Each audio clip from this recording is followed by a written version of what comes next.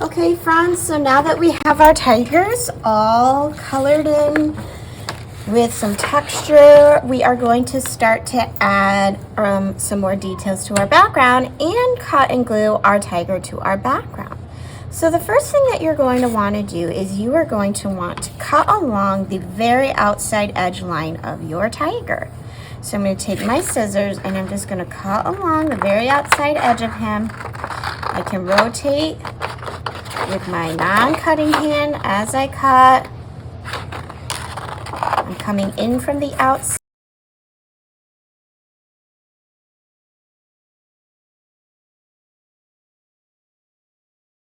Okay friends, so I have my tiger all cut out. I'm going to flip him over, get a glue stick. Remember the glue stick procedures, only a little bit up. And I'm just going to kind of be fast with it. I'm going to go in circles. Try to do this in under a minute so that the glue does not dry. I'm going to flip him over and I want the bottom edge to line up with the bottom edge of my paper. So I figure out which way I want it to go. It's the tall way. I'm going to line this up, bottom edge to bottom edge, and I'm going to rub for a good couple of seconds. Now, sometimes, friend, you'll notice pieces are going to pop up as you're doing that. It's okay, we'll go back in later and add more glue. So I'm going to take my glue stick. I see a piece popping up here, so I'm going to add glue and rub in that area. Okay, do the same with my ears. Add a little glue and rub for a couple seconds. Sometimes the glue stick doesn't work as well on painted paper, so you have to be very careful with it and just take your time. All right, so now that I have that done, I'm gonna add some grass and some stringy, thin leaves coming from the top and bottom of my paper. You're gonna have some green oil pastels, and the things with the oil pastels is they smear very easily, so when you're using them, you want your arm up and you wanna be careful not to rub your hand against that pastel. We're gonna do some lines from the bottom that are different sizes. And we're going to do some around our tiger and even on front of him because we want it to look like he's behind the grass, not just in front of it.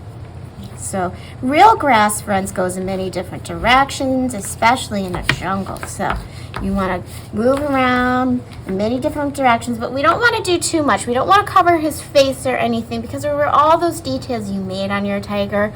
You don't want to take away from that.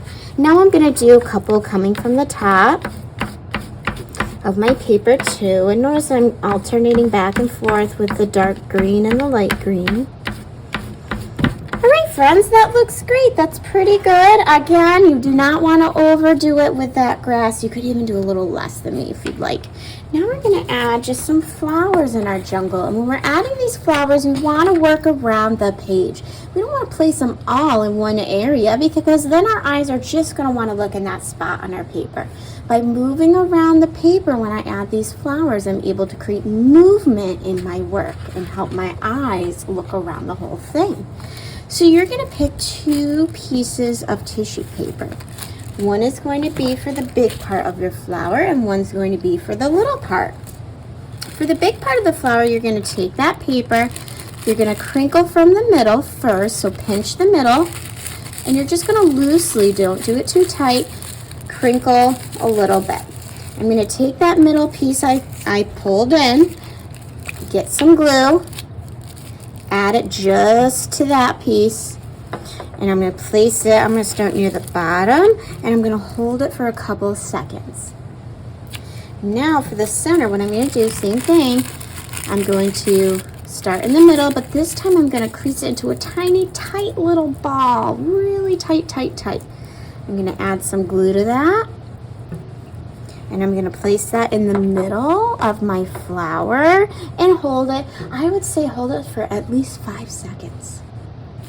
All right, friends, now I'm going to go ahead and I'm going to do more flowers. Start with your big piece, crunch from the middle, okay? And you don't need to crunch the top too much. Get a little glue just on that part you crunched.